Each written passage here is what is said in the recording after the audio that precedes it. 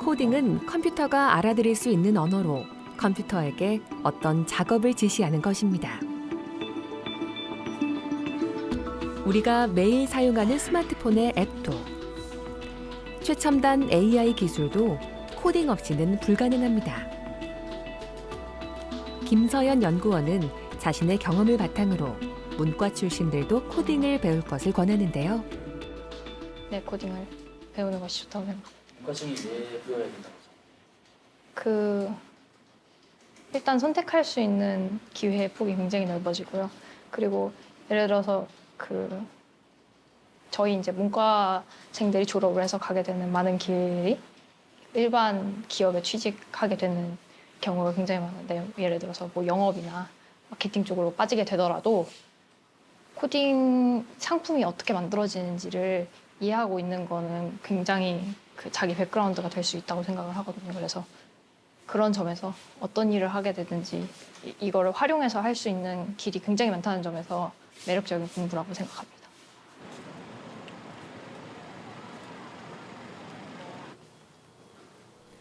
현재 인문학과 인공지능을 융합시키려는 노력은 다양하게 이루어지고 있는데요.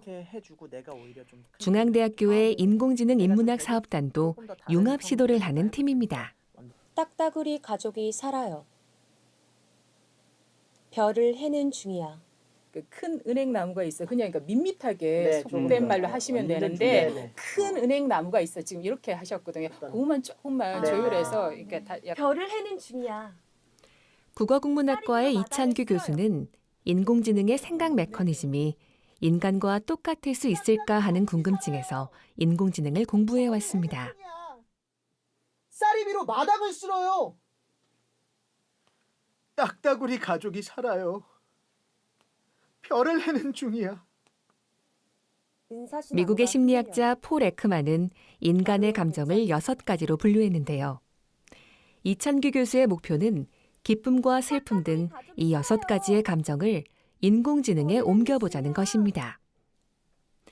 인문학으로 인공지능 분야에 도전을 하는 셈입니다. 인공지능이 앞으로 이제 인간과 서로 이제 대화를 나누는 그런 단계가 되면 무엇보다도 중요한 게 인간의 감정을 정확히 잘 이해를 해야 되거든요.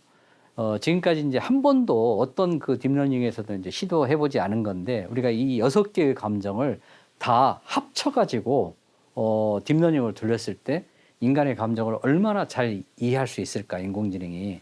이런 이제 우리가 실험을 하기 위해서 지금 데이터를 이제 구축을 하고 있고. 인문학과 인공지능은 서로가 다른 분야인 만큼 융합에 어려움이 따르는 것도 사실입니다.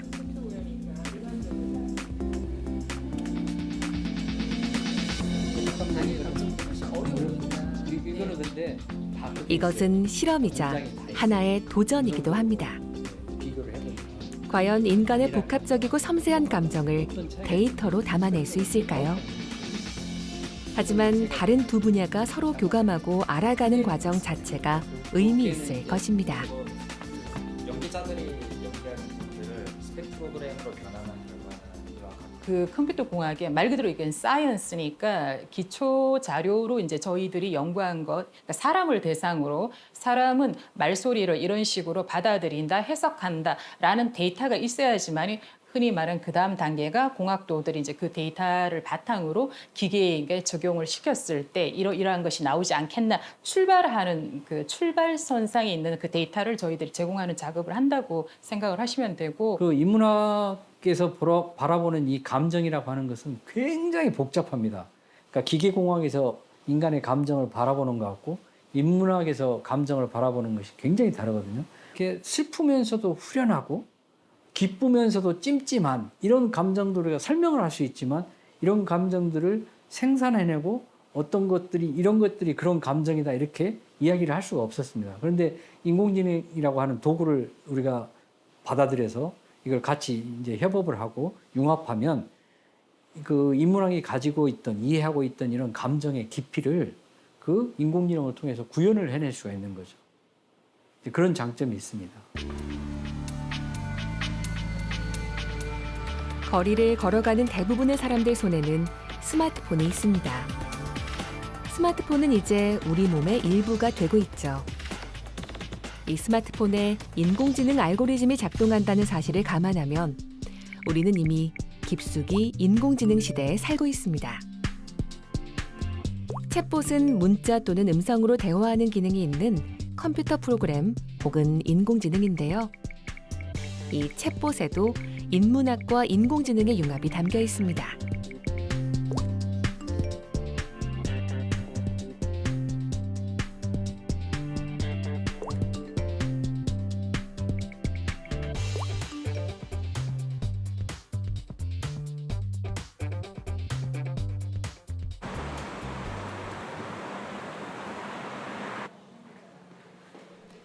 인공지능 챗봇을 운영하는 한 IT 업체. 이 회사의 강용성 대표는 철학과를 나왔습니다. 독특한 경력이죠. 저는 사실은 여기에 뜻을 크게 두고 시작했다기보다는 그 당시에 뭐 미래는 컴퓨터의 시대가 될 거야라고 하는 생각에 이거 좀 배워두면 좋겠다. 근데 쭉 이 업을 바라보다 보니까 제가 잘할 수 있는 부분들이 이렇게 하나씩 나오더라고요. 그가 이끌어가는 챗봇은 올해 코로나19로 비대면이 강조되는 상황에서 좋은 사업 아이템이 되고 있는데요. 그는 첨단 산업 기술에 인간의 감성을 넣는 것, 철학이나 예술 등 인문학을 인공지능과 융합시키는 것, 이것은 가능하며 반드시 필요한 일이라고 느낍니다. 챗봇이 담고 있는 내용의 핵심은 대화 시스템이지 않습니까? 그러다 보니까 과연 어떤 대화가 적절한 거야? 이런 대화의 패턴들이 적절한 거야? 이런 식의 흐름으로 대화를 하는 게 맞는 거야는 저는 사실 그거는 컴퓨터공학을 전공한 분들의 프로페션은 아니라고 생각을 해요. 그거는 오히려 책을 써보신 분들, 그 드라마 작가님들이 더 전문가일 수 있다고 저는 생각을 하거든요. 컴퓨터도 또는 미래 이야기하고 있는 인공지능도 그냥 테크 회사들이 하고 있다라고 하지만 구글도 테크 회사라고 얘기하지만 그 안에 요소를 다 뜯어보면은 인문학적인 요소들하고 바인딩된 게 되게 많죠. 그래서 그런 측면에서 이 업이 이쪽에 미래를 이제 이야기할 때 항상 나오는 인공지능이나 프로그램, 뭐 4차 산업혁명 이런데 결국에는 인문학, 결국 인간에 대한 고민 이런 것들이 이제 녹아야 되는 거는 뭐 너무 당연하다고 생각합니다. 이 회사의 구자영 씨는 경영학과 출신입니다. 그녀는 대학원에서 심리학을 전공하고 컴퓨터를 공부해서 이곳에 들어왔습니다.